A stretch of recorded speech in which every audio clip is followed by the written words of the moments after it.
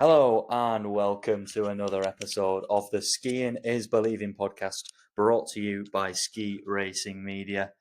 Alan, another great conversation this week with a guy at the very top of the sport in Tanguy Nef.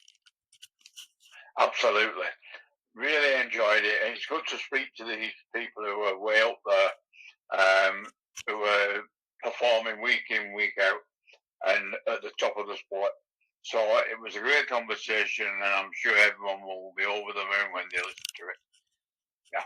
Just before I do get into the stats, I wanted to give you a heads up that this is available as an article. If you go to skiracingmedia.com now, you can hear my piece based off this conversation we had with Tanguy. And you'll also be able to hear contributions from his coach at Dartmouth, Peter Dodge, as well as some of his Dartmouth College teammates, Brian McLaughlin and Thomas Wilson, who are still heavily involved with the sport today. But now I will jump in with the stats. Tanguy Nef, born on the 19th of November 1996 in Verrières, a few miles outside of Geneva. He started skiing at the age of 2 on the slopes of the Valais in Switzerland. In 2016, he made his Europa Cup debut and went to his first World Junior Championships before moving to the US to study computer science alongside economics at Dartmouth College, New Hampshire, where he completed a bachelor's degree. Alongside that, having success on the NORAM Cup circuit and, in fact, the World Cup circuit, making his debut in November 2018 in Levy, where he scored a fabulous 11th place finish. He graduated in 2020, but before that went to the 2019 World Championships, 29th position there in RA. To this date, 29 Europa Cup starts with 6 podiums and 1 victory. He's also had great success on the NORAM Cup circuit with several podiums and victories down the years over there, and now 73 World Cup starts with 14 top 10 results, all in slalom, 7 of which came last season. He finished a personal best place of 4th in the home Wengen slalom and was very close to his maiden World Cup podium, which surely isn't too far away. He was also 9th at the World Championships, where he was part of the Swiss men's team combined clean sweep. His teammate Alexis Monney led the first run, and he converted it for silver medal behind his teammates Von Orman and Maillard and ahead of Rocha and Rogentan. He's had an excellent season, and I'm sure another one is coming his way. Just a reminder to head to @Ski Racing Media or skiracingmedia.com for the piece if you'd like to read more on what Tanguy had to say to us and what some of his nearest and dearest had to say. But Alan, another great episode coming here. Absolutely. Excellent. Absolutely. So, without further ado, it is my pleasure and the Skiing is Believing podcast's pleasure to introduce our latest guest and our latest conversation, this one with Tanguy Nef. Enjoy. Tanguy, how are you doing? I'm doing great. Thank you very much. Thanks for having me today. Yeah, you're very welcome. And to start with, I want to take you right back to your first involvement with skiing and then ski racing. Yeah, sweet. Sounds good.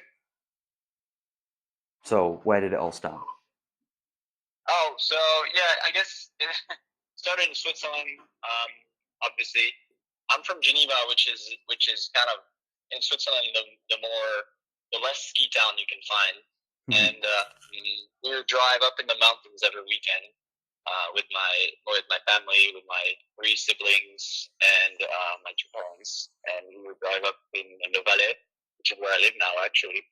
And I started skiing when I was 2 in Thion 2000. That's the resort place where Loic is skiing now these days. And then we moved to La Tsuma, which is a smaller ski resort connected to Verviers. Okay. And there I kind of started skiing. I was following my siblings, and they started in the local club when I was around 6 or 7, and I wanted to be like them, so that's how I got into ski racing. And then it was kind of a long and difficult grind when you're young. Like finding about what you like doing, and why you do things. And coming from Geneva, that was always kind of a challenge. And then so went into sports school when I was 14, and so I left the home where I grew in, and I would during the week go to this sports school in Bleak, which is kind of just down the valley from Zermatt and Cesspit. And that's where I went to school. And I was 14, and I did 5 years there. And after that, that was kind of like the ideal path was to get into Swiss ski, so the national team, and then go from there. But that I got injured on my 4th year, and so that kind of rattled the plans, and I had to adapt. So that's when the idea of coming to the U.S. Was brought to light, and I really pursued that on my 4th year there, and got accepted to Dartmouth. And so the plan B became the plan A.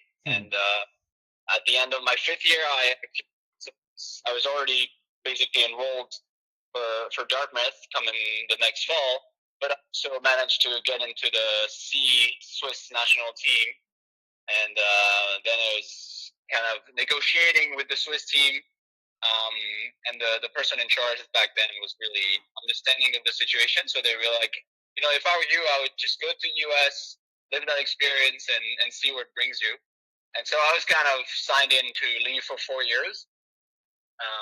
And the reality was a bit different than that. But basically, I was ready to kind of go live in the U.S. and do that. I was not over skiing, but at that point, I was like, I don't need to be a walk-up skier. I don't need to win these, anything. I'm fine with that. And I think that was also a really important switch in my mindset, and that's why I really started, enjoying ski racing a bit more. Made incredible, experiences and friends at Dartmouth with the ski team and the rest of everyone there, and the culture difference, coming from Switzerland. Speaking English, but barely speaking good English like like everyone else at school. That was really fun. And so after my first year, I was already kind of in the top 80 with the FIS points, so that was like a pretty solid year. And right after the second year, I was winning some NORAMs and had really good points in GS and slalom. And then I had my first charge for the World Cup, and I seized it since I finished 11th in Levy in I think it was 2018, and that kind of started my that was kind of my bypass of the Europa Cup and everything else, right onto the World Cup, and the rest, I think I've been on the World Cup for 5 or 6 years now, and it's been ups and downs, but it's been a fun journey. Yeah. I just wanted to jump back to the time you were at college, in fact, before that, and ask whether there was kind of always an intention to go to America and go on the NCAA circuit, or was that sort of something that just came about in a spontaneous fashion rather than something you had planned? I think it was a bit of both. So it was definitely spontaneous, since that was not something I was used to. None of my friends, none of the people around me, were going to the U.S. for the NCAA. Like, I had no clue of what was going on there.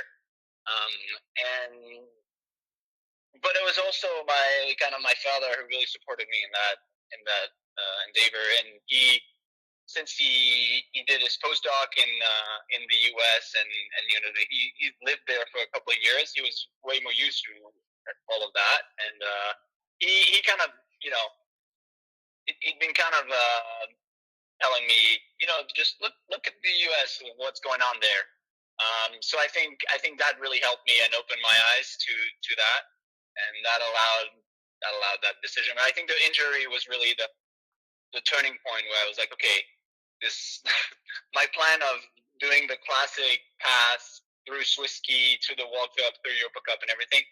That's when it died in that crash. So it was actually quite a brutal crash. So I broke my tip and fib at a downhill race in Montana, and it was obviously my fault, but it was also kind of like really bad conditions and somewhere where they canceled the race after that. So it's just, bad management. But I was lucky to have that crash, because then after that, I think I asked myself the right questions, and I think for me that was a really good call. Alan, do you want to jump in? Yeah, sure. Hi, Tanguy. Sorry, can I just jump in and ask you, take you back a little? Did you always want to be a professional ski racer, or was that something what's just happened as you've evolved? I think I was definitely, I don't think I had like a clear dream when I was young of being a World Cup skier. I really liked the feeling of skiing. I really like ski racing. I really like, the whole sport and everything. But I don't think I've ever seen myself as a World Cup skier, as a World Cup winner. I was dreaming about the Olympics when I was young, but it was kind of like just the Olympics in general, not for ski racing or anything else. And I would watch the races. I grew up watching DJ Kush, like winning Kitzbühel and all these races. So that was really inspiring. But I don't think I was ever like, oh, this is gonna be me. I was not educated in a family where that was kind of like the vibe. Most of the time when I would win a race when I was younger, I would be really proud of myself. And usually my family would, having 3 siblings, they would all just bring me down back to earth.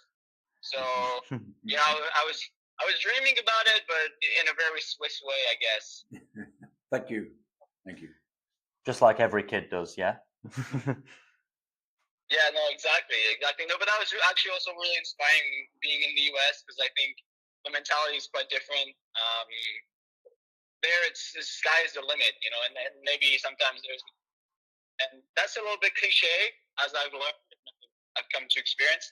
But I like that approach to things and to challenges, because obviously to become a World Cup skier / to win races, you need to be a bit lucky. You need to, it's not like set in stone. It's not because you're the best technical skier and have the best body that you're going to be able to win races. It's actually quite different, and a lot of that has to do with character, and I think experiences definitely builds character.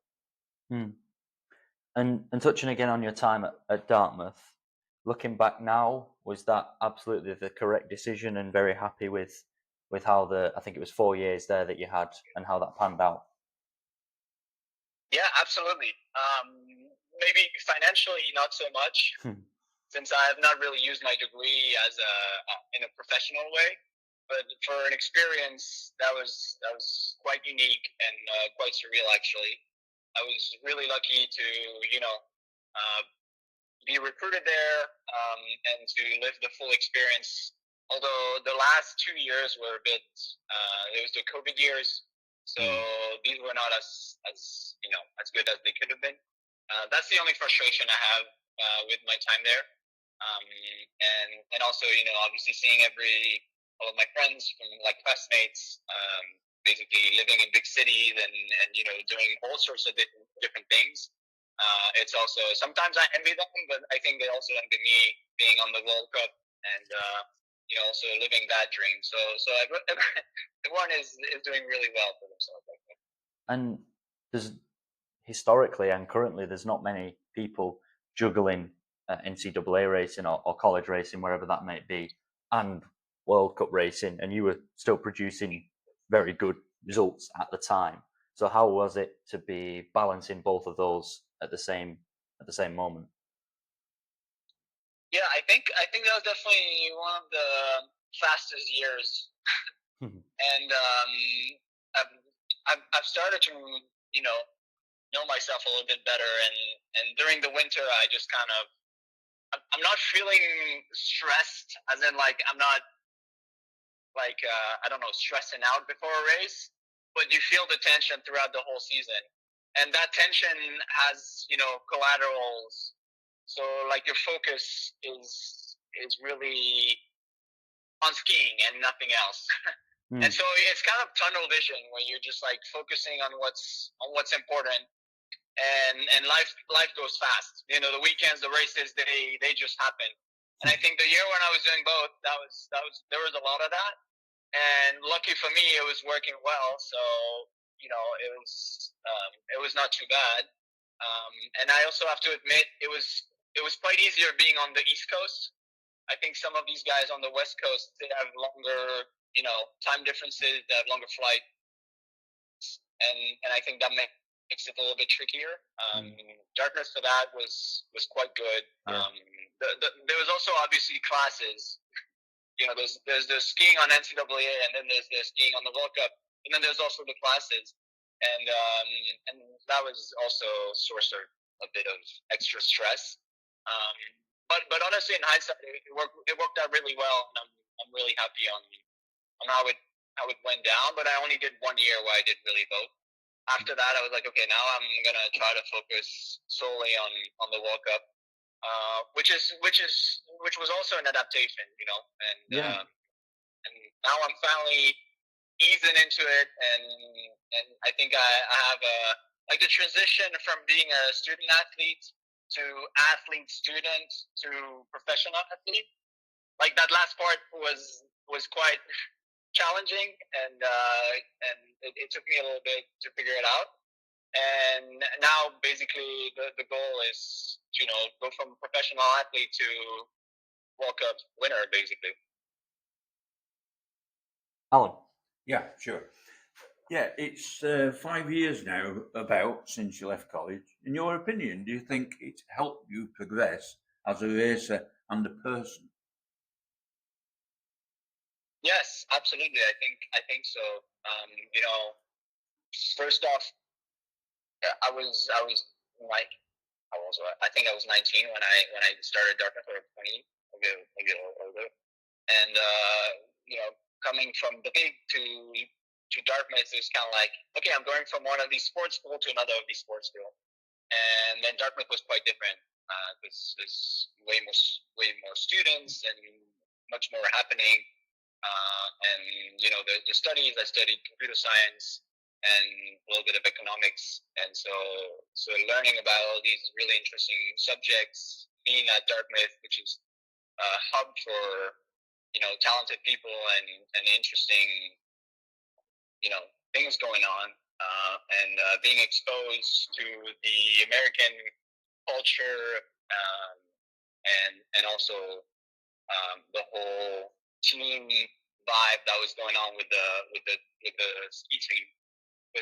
That's one of the unique things about ski racing in NCAA, is that you're competing for yourself, because you're obviously, you know, you have your FIS points and you want your rankings to get better and all this stuff. But when you are in the NCAA, it's like we were like 12 athletes, more or less, maybe 12 to 15 guys. But every weekend there's only 6 spots for the carnivals. And then at the end of the year, the NCAA finals, there's only 3 spots. And so you're not really competing. Well, you're kind of competing for spots first off. But then when you do get the spots, you're competing for the team. And that's quite unique in ski racing. That's something I think I managed better than most of my teammates this year at the team combined at the World Champs, because they were not used to compete for their teammates, and that was something that I really appreciated. It really created, you know, lifelong relationships, I think, and that really helped develop, you know, as a person, obviously, and I think I was I would say quite mature when I got to Dartmouth, and I didn't change as a human. Like I didn't fully change, but I evolved into, it kind of like settled my character, and I think that was quite a good way, and a positive experience. Thank you very much for that. Yeah, very good. You mentioned Saddleback and that team combined, and that's where I'm going to go next, because, like you say, I think you were teamed up with Alexis Monney, right? Yeah. And he led the first run, right? Yeah, he did. Yeah. So that that kind of pressure, delivering for the team, leading the first run is probably something you did experience at college. But how different was it when it's for a world championship gold medal, and you know that you're going to be denying some of your friends and colleagues the gold? As it turned out, you got the silver in that famous clean sweep. Right. Yeah. No, that was first off, that was incredible, and that was an incredible performance from all the guys. Also from Alexi, and I don't know. I was feeling pretty confident at that time in the season. You know, I had good results. I was skiing strong, and so I would say there's not a huge difference between that race and one of the NCAA's that I remember, because you know, you're just focusing on what you know how to do. Like, you're not really, if you start thinking about the medals and the results and your teammate and what he's gonna say if you blow it, you know that you're basically kind of you already lost. So I was really focusing on what I knew I could control, which was the way I was gonna ski the course. And it turned out to be really good. I did realize when Loic was starting right ahead of me. I did hear the crowd shouting when he got to the finish. So I was like, okay, at least we're assured of the gold medal. So that kind of released a little bit of pressure, and I started off like decently well, and then I was feeling really confident, and I was feeling really good. So I started to push a little bit extra, and I didn't like ski for gold or they didn't take any extra risk. I just kind of like delivered what I've been doing the whole season, and I think that is something that has worked really well for me in general. So and that also compares to some of my runs at NCAA's and some of my runs this season. Not trying to do extra, and usually that's enough. And for that day, that was plenty good. And actually, when I watch my run now, when I like the other day, someone was showing it, and I watch my run, I'm like, there's no way that's me. Like, it's like, how did I take so many? Like in my head, I was so calm, but then when I look at myself ski, I'm like, damn, you're like, this line is pretty aggressive. And I think that's one of the nice part of about the kind of the letting the subconscious kind of do the job, and just focusing on some of the key movements, because then the rest happens automatically. But yeah, it's a great feeling, obviously. Yeah. And are you looking forward to possibly doing the team combined again in Bormio? Absolutely, yeah. This is super exciting. I hope we're going to have a good team. You know, it was, we kind of set the bar really high this year, so the expectations are going to be there. I'm also really excited for the individual race. I think that's going to be the slalom individual race. I think that's going to be I mean, obviously that's my big goal for this season. Growing up and dreaming about the Olympics, it's something where I can really feed my subconscious in. We've spoken about it so many times on the podcast that a lot of guys could walk away from the Olympics for the medal, particularly in slalom, and you're certainly in the mix.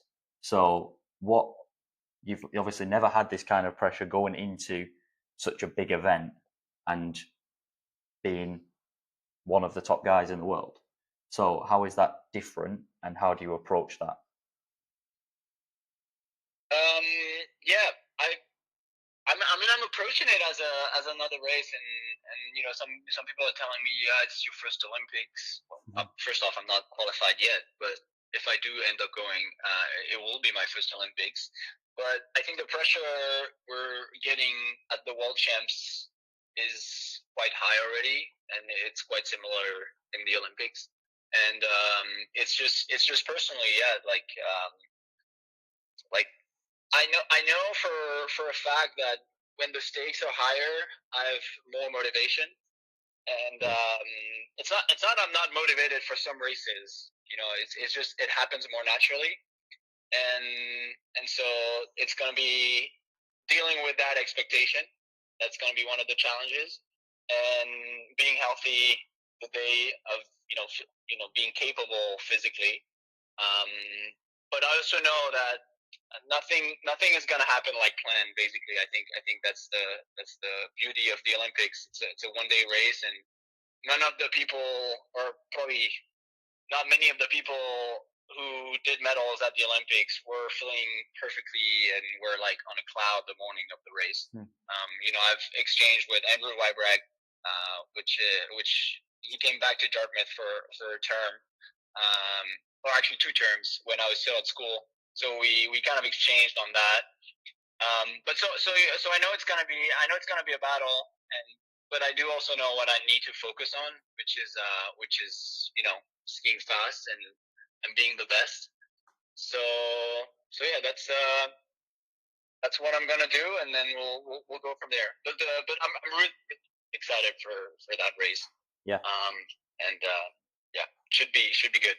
And hopefully I can I can give myself the best prep for that. So being in the top 7 by then, to have a better start number, to be able to compete at the top level. Those are like prereqs that really help.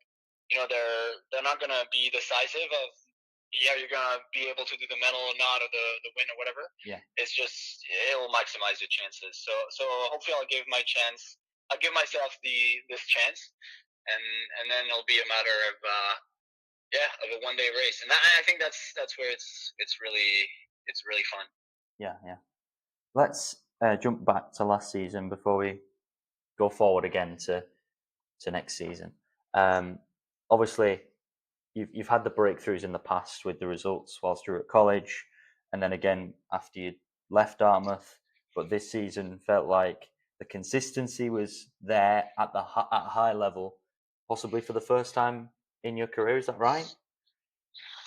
Yeah, absolutely. I was definitely in control of most of what was going on during the races, and even when I was skiing really well at college, or kind of like during my first 2 or 3 World Cup seasons, I was never as consistent. There was always some straddles there and then. There was always some conditions where it was just not happening, and I think that was this consistency was a result of a lot of things, but it's specifically kind of like the experience, the gear. I finally adapted to my new gear, which is Atomic, and they did an incredible job with making it work. And yeah, just kind of also mentally not stable, as I'm like unstable the rest of the time, but like really focus on the right things during the race and right before the race. And those were some of the key factors that allowed for this consistency. And I think besides Dave Riding, I was one of the most consistent on the World Cup, which would have made some people laugh, I think, a couple of years back. Yeah. Dave's always consistent. Dave is really consistent. Alan, you wanted to touch on the skis, didn't you? Yeah, you just mentioned Atomic, and I was going to say, I don't know why, but I've always been a fan of Atomic. I was going to ask you, are you happy? Have you always been happy with Atomic? Yeah, so it's been 2 seasons, and kind of one season where you just kind of adapt, and I was coming back from not a deep hole, but I was not doing too well, and I switched to Atomic, and they were nice enough to take me then. I did ask them before, but back then they were not into it. But 2 years later they were. Yeah. And it was a year of reconstruction, the year before this season, and that was actually really good and really important. I was with a different team, as a different coach. I was kind of put back to the Europa Cup team. I was obviously doing all the World Cups, but I had a different coach, and we kind of just started from the base, and everyone was about finishing and being consistent, and focusing on what was what I can control, and that consistency and this past season, and it's the same thing with the gear. I had a new serviceman, and we kind of like we had some mistakes. The race is always harder than the training, and so you end up with grip problems or whatsoever.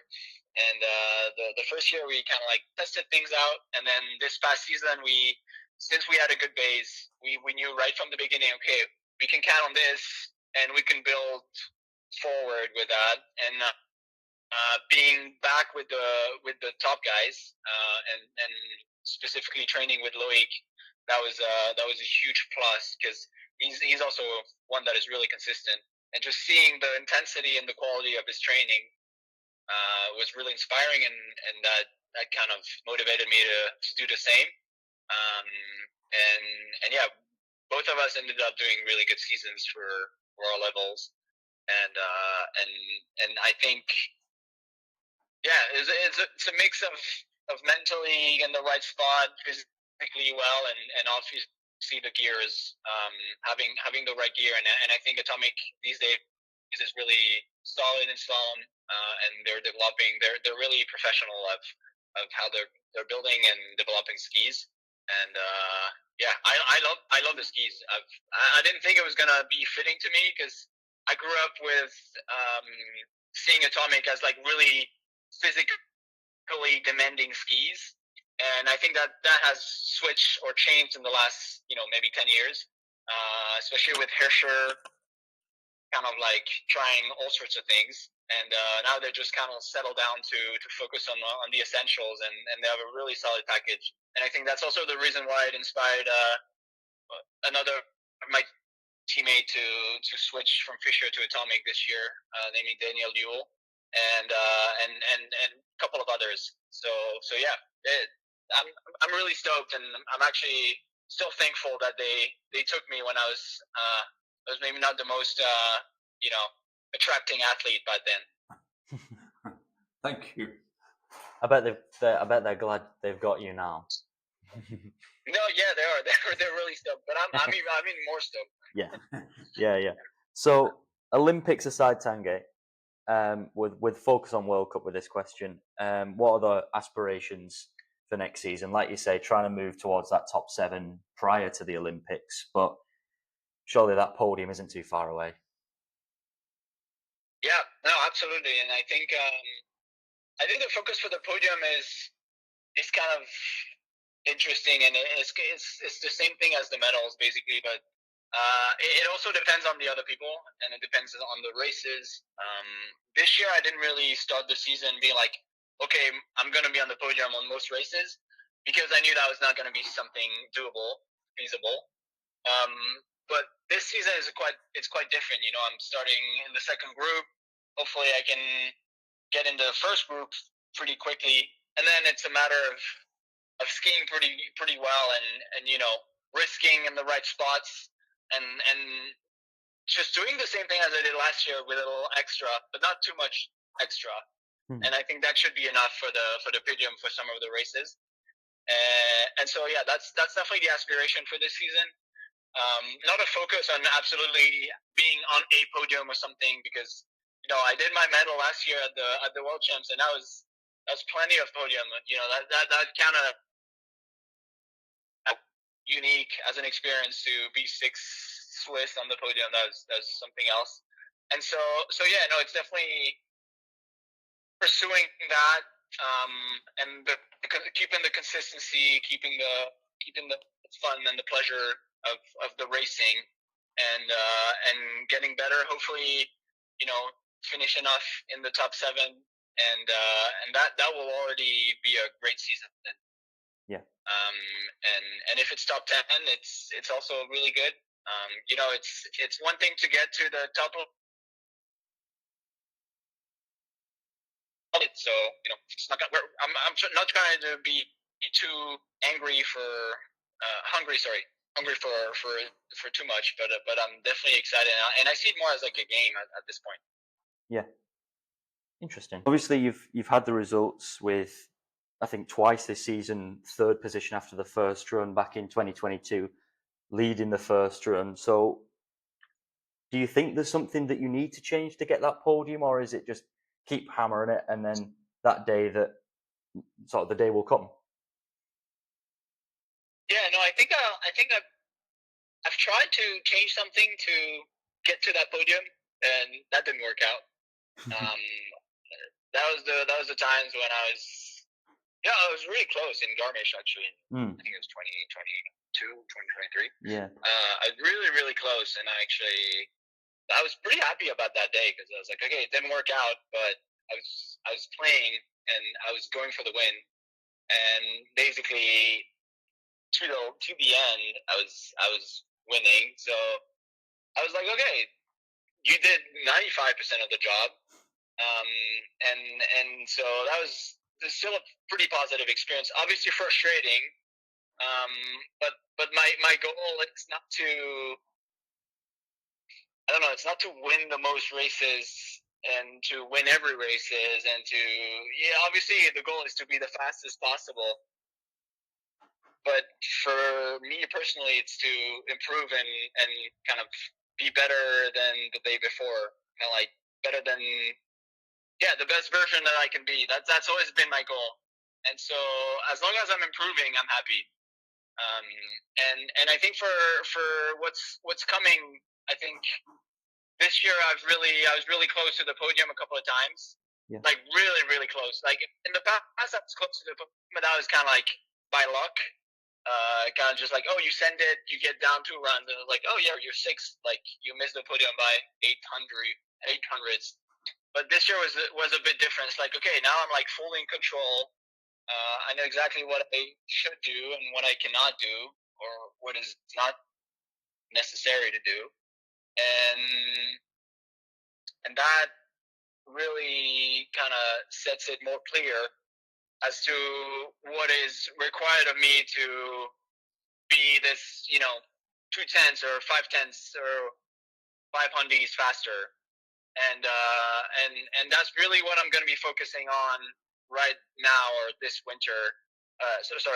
This summer prep is the consistency, because I was consistent in the results, but I was not consistent in all the gates that I did during the season.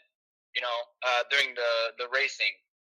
I would do one run well, and then the second run, maybe like 2 or 3 gates. I would kind of like, it goes fast in slalom. You miss 2 turns, and you're already 2/10 out.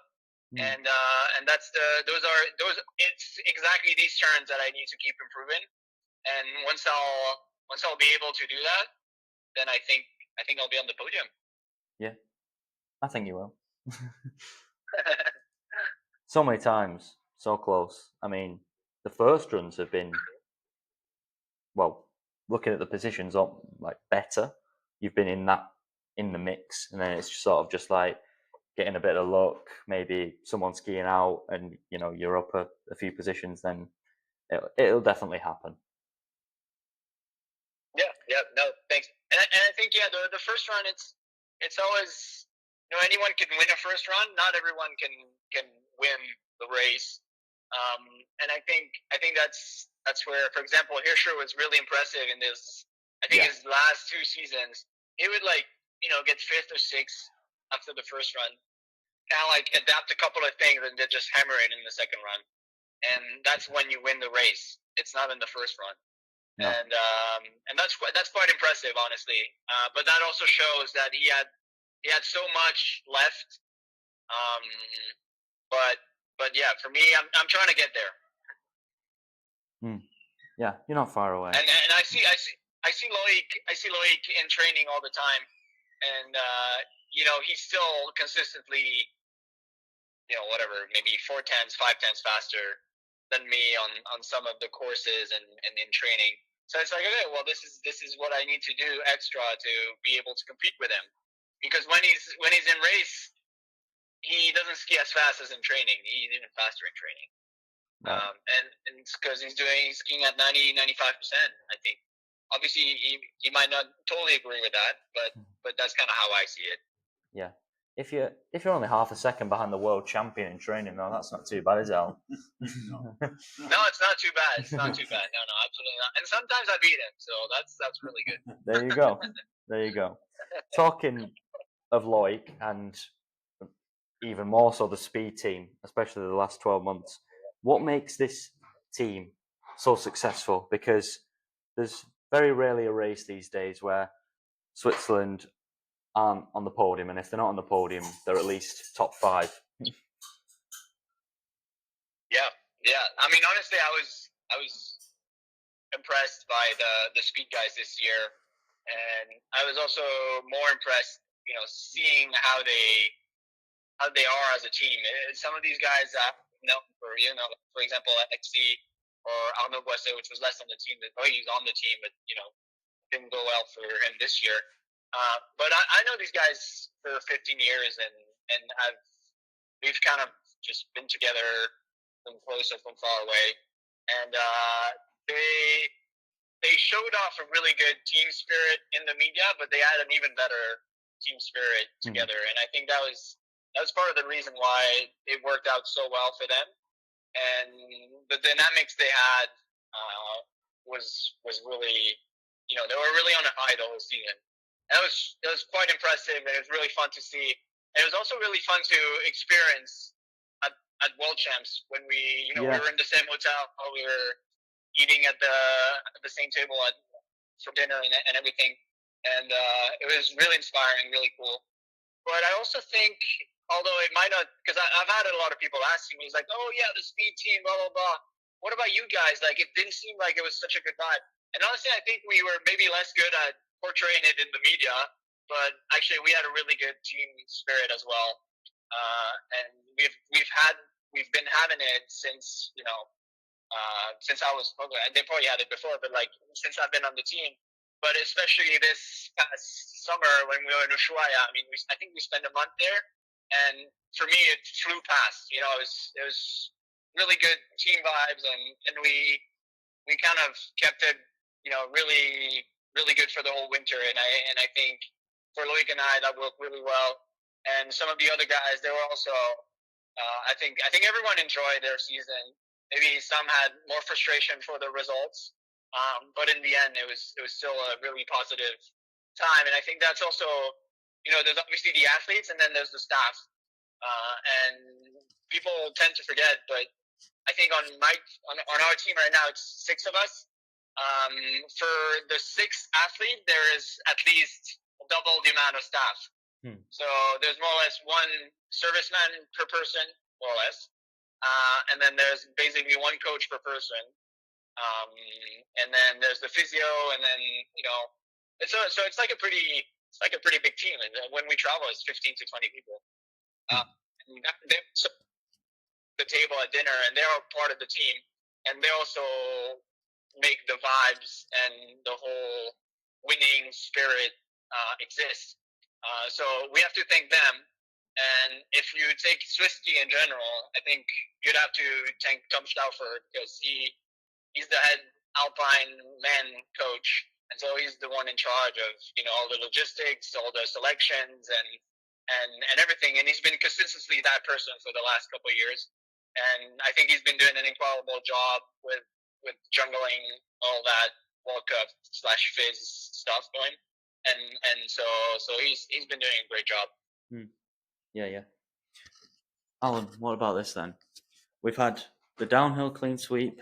We've had the World Championship clean sweep. We even had a GS clean sweep from Switzerland. Yeah. What about Tanguy, Loic, and Daniel Yule in a slalom clean sweep? Yeah, what about it? Why not? Why not? I mean, that would be good. All the ingredients are there: confidence, good equipment, good team spirit, and a belief in themselves. So yeah, why not?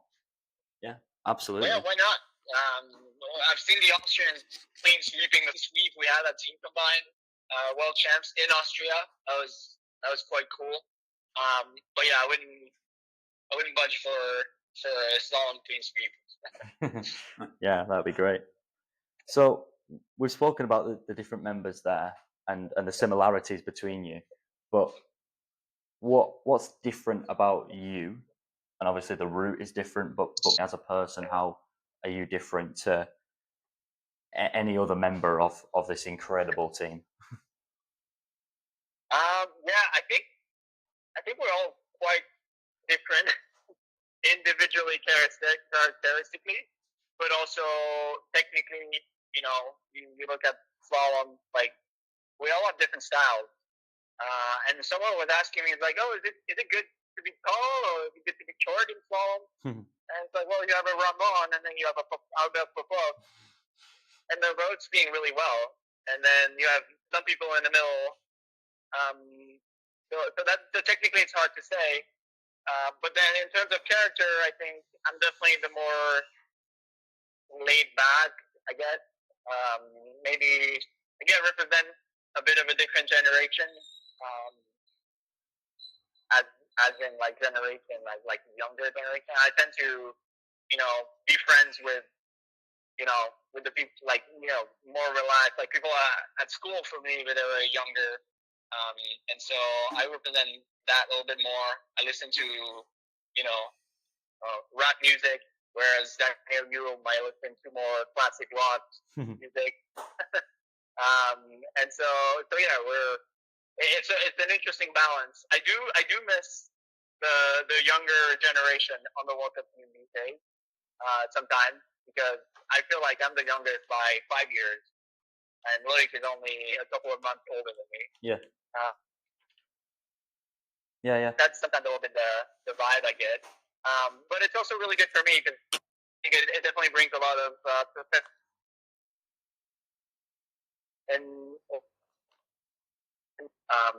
so it's an interesting balance. Yeah.